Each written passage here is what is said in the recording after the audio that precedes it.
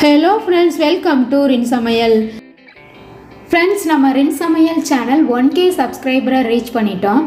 Subscribe பண்ண எல்லாத்துக்குமே ரொம்ப நன்றி friends. வாயில வச்சதும் கரையும் பொட்டுக்கடலை அல்வா செய்ய 1 கப் பொட்டுக்கடலை இருந்தா போதுங்க. ஈஸியான ஸ்வீட் ஸ்நாக் ரெசிபி. குழந்தைங்கள்ல இருந்து பெரியவங்க வரைக்கும் எல்லாரும் விரும்பி சாப்பிடுவாங்க. rin samayal சேனலை subscribe பண்ணிக்கங்க. பக்கத்தில் இருக்க ஆளுன்ற பெல் ஐகானை கிளிக் பண்ணி வச்சுக்கிட்டிங்கன்னா நான் போடுற வீடியோ உடனே உங்களுக்கு நோட்டிஃபிகேஷனில் வந்துடும்.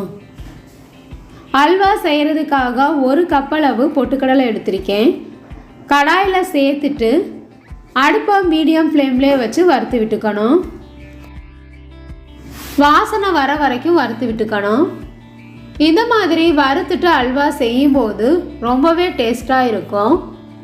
அதே சமயம் பொட்டுக்கடலையை மிக்ஸி ஜாரில் போட்டு அரைக்கிறப்ப நல்லா நைஸாக அரைப்படும். பொட்டுக்கடலையை வாசனை வர வரைக்கும் நல்லா வறுத்தாச்சு. ஒரு பிளேட்டுக்கு மாற்றி வச்சிடணும். நல்லா ஆற வச்சிடலாம். ஆறுனதுக்கு அப்புறமா மிக்ஸி ஜாரில் கொஞ்சம் கொஞ்சமாக சேர்த்து நல்லா நைஸான பவுடராக அரைச்சி எடுத்துக்கணும். இந்த அளவுக்கு நல்லா நைஸாக அரைச்சி எடுத்துக்கணும். அப்போ தான் அல்வா சாப்பிட்றதுக்கு நல்லா டேஸ்ட்டாக இருக்கும். வெல்லத்தை கரைச்சி எடுத்துக்கணும்.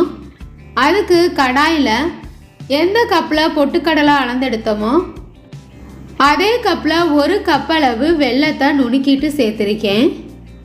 1 கப் அளவு தண்ணி சேர்த்துக்கணும். வெல்லத்தை கரையிற வரைக்கும் சூடுபடுத்திக்கலாம். இந்த பொட்டுக்கடலை அல்வாக்கு பாகுபதம் பார்க்க தேவையில்லை. கல்மண் தூசி இருக்கும். இதை மாதிரி நல்லா சூடுபடுத்திட்டு வடிக்கும் போது வெல்லத்தில் இருக்க கல்மண் தூசியெல்லாம் வந்துடும். நல்லா கரைஞ்சிருச்சு. வடிகட்டியில் வடித்து விட்டுடலாம். வாசனைக்காக கொஞ்சமாக ஏலக்காய் தூள் சேர்த்துட்டு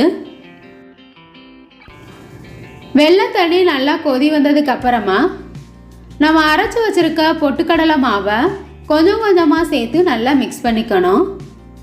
அடுப்பை மீடியம் ஃப்ளேம்லேயே வச்சு கலந்து விட்டுக்கணும். கட்டிகள் இல்லாமல் கலந்து விட்டுருங்க.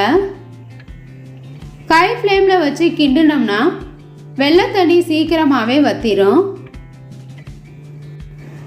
இந்த ஸ்வீட் ரெசிபிக்கு அதிகமாக நெய்யோ அல்லது எண்ணெயோ தேவைப்படாது. ரொம்ப கம்மியாக தான் நெய்யோ அல்லது எண்ணெயோ தேவைப்படும். நான் இந்த அல்வாக்கு நெய் மட்டும்தான் சேர்த்து செஞ்சுருக்கேன். ஒருவேளை உங்களுக்கு நெய் அதிகமாக சேர்க்குறது பிடிக்கல அப்படின்னா நெய்யும் எண்ணெயும் கலந்து கூட சேர்த்துக்கலாம். இப்போ நல்லா மாவை கட்டிகள் இல்லாமல் கலந்ததுக்கப்புறமா 1 ஸ்பூன் அளவு நெய் சேர்த்துட்டு நல்லா மிக்ஸ் பண்ணிக்கணும். மொத்தமாக இந்த அல்வாக்கு நான் 3 ஸ்பூன் அளவு நெய் தான் சேர்த்தேன். நெய் சேர்த்து செய்யும்போது சாப்பிட்றதுக்கு ஸ்வீட் ரெசிபி ரொம்பவே டேஸ்ட்டாக இருக்கும். அடுப்பை மீடியம் ஃப்ளேம்லேயே வச்சு நல்லா மிக்ஸ் பண்ணிக்கணும். அல்வா நல்லா திரண்டு வரணும். அது வரைக்கும் நல்லா இந்த மாதிரி மிக்ஸ் பண்ணிக்கணும். இன்னொரு ஸ்பூன் அளவு நெய் சேர்த்துக்கலாம். 1 கப் அளவு பொட்டுக்கடலைக்கு 1 கப் அளவு வெல்லம் சரியான இனிப்பாக இருக்கும். ஒருவேளை உங்களுக்கு அல்வா நல்லா தித்திப்பாக வேணும்னா 1.25 கப் அளவு வெல்லம் கூட சேர்த்துக்கலாம். ஈவினிங் ஸ்நாக்ஸுக்கு இந்த அல்வாவை சட்டுன்னு செஞ்சிடலாம். பொட்டுக்கடலையும் வெல்லம் இருந்தால் போதுங்க. ஈஸியான ஸ்வீட் ரெசிப்பியை சட்டுன்னு செஞ்சிடலாம். எல்லாத்துக்குமே ரொம்ப பிடிக்கும். அல்வா நல்லா திரண்டு வந்துருச்சு.